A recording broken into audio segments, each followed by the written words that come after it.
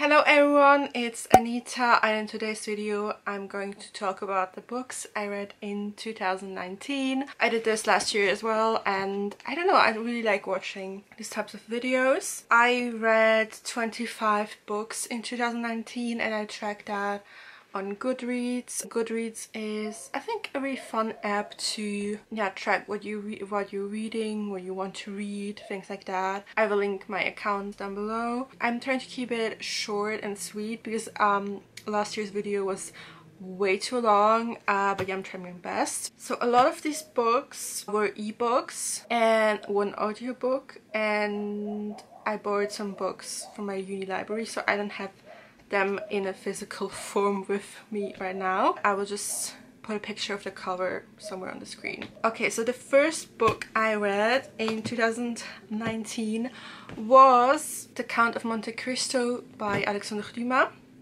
Yeah, this is a bit of a thicker book. The protagonist really took his time to take revenge, and I really enjoyed that. I don't know, like, I think it's very entertaining, and I highly recommend it, honestly.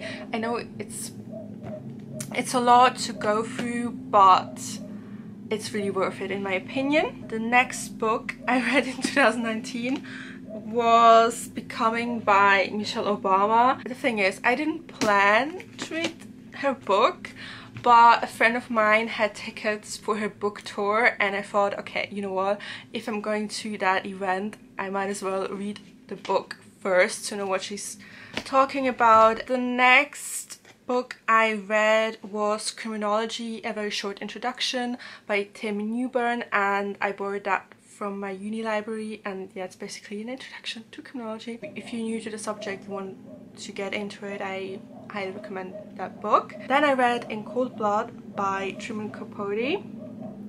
This is actually based on a true story. It's really good. I mean, the way it was written, I mean, obviously terrible what happened. If you're into true crime, that might be interesting to you. The next book, that one's the audiobook. Chase Darkness with Me, How One True Crime Writer Started Solving Murders by Jensen, and I listened to that because that was an exclusive audiobook on Audible. I didn't want to wait for the book, so I just got a free Audible trial because I never used Audible before. It's interesting because the way he does it is something everyone could do, basically with Facebook ads, but I'm not going to get into it too much. But yeah, it's very cool how much time and effort he spent on helping to solve these crimes, murders even. And the next one is a bit of a weird book, but I had it for a while. It's an ebook. Leave Your Mark, Land Your Dream Job, Kill It in Your Career, Rock Social Media by Eliza Licht. I would say Licht because that's a German word, but I don't know if she pronounces it differently, like Licht, or I don't know. So, but it looks a bit superficial, but it actually has some really good career advice. Yeah, how to contact someone, like how to network, things like that, to land your dream job, I guess. So some of her advice is really good. Okay, so the next book I read was also an ebook. Here, The World Entire by Anwen, Hayward, I don't know. And it's a very short book. It just retells the story of Medusa. So if you're into Greek mythology, I mean, you actually have to know a bit about Greek mythology, so I would definitely like look up the Wikipedia site for Medusa, or yeah, to get the ending. But you should, yeah, at least know how she died. Then I read the first Harry Potter book in French. So Harry Potter, L'École des Sorciers by Jekyll Rowling, translated by, do we know, Jean-François Ménard. Yeah, just the first Harry Potter book in French. I bought that a couple of years ago. I quickly realized, as much as I love Harry Potter, I need to read some other books in French. Yeah. The next book I read was Journalism After Snowden, The Future of the Free Press in the Surveillance State. This is actually a textbook, I believe, and so this is just a series of essays from different professionals who analyze and talk about journalism after Snowden, after the whole NSA scandal.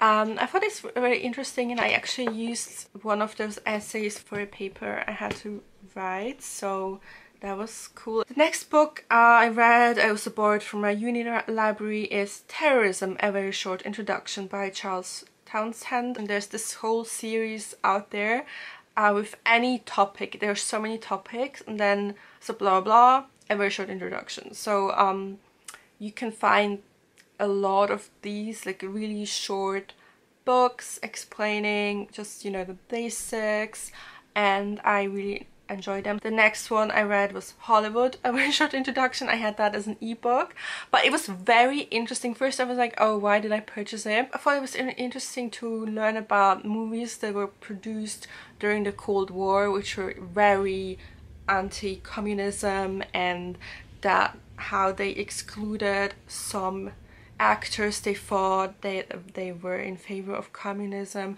things like that. To learn about that and the subtle messages that those movies had. So that's quite interesting. Okay, the next book I read was The Art of Fiction by David Lodge. He goes through different elements of books like the beginning, suspense, a point of view, mystery, names, and he gives examples from famous books and how the authors did that. The next book I read, a novella actually, is The Strange Case of Dr. Jekyll and Mr. Hyde. Very short and really interesting. So if you haven't read it, I really recommend it. The next one was again from the Very Short Introduction series, Organized Crime, A Very Short Introduction. Like that one, informative, good, yeah. Then the next one I read was Criminal Justice, A Very Short Introduction. Also good. I mean, I don't really know what to say about these. They are just a very short introduction, and I think it's worth reading those books if you want to get into different subjects. The next book I read was La Liaison Dangereuse by Laclos. What's his first name? Pierre Chaudrot de Laclos. Okay. This is such a good book, and it's an epistolary novel, so it's comprised of letters. The thing is, I started reading this and I was like, wait a second, I know this. Where do I know this from? Okay, there's this movie released, I think it came out in 1999 or something like that, Cruel Intentions, and that movie is based on this book. When I first saw that movie, I thought, oh wow, that's really crazy what they're doing, you know. But to think that it was based on this, and this is so similar to the plot of that movie. The author claims that these letters were real. Not so sure about that, but apparently it was very scandalous. Okay, the next book I read was actually a play called L'Avare by Molière, and this is a comedy. Yeah, it was funny enough. Yeah, it's a nice play to read. I mean, I enjoyed it. There's not really a lot to say. The next book I read was an ebook called Collapse, How Societies Choose to Fail or Succeed by Jared Diamond. I don't know how to pronounce his last name. I didn't like that book, and I don't know why I'm surprised, because a professor recommended that and I don't really like him, so yeah, there's that, I guess. No, I'm not saying you shouldn't read this, but I personally just don't recommend it. And just some of his, I don't even want to call them solutions, but just the way he thinks is just really weird to me. Like, how can someone, yeah. And the first part of the book is also very unnecessary. Yeah, like, I'm not a fan.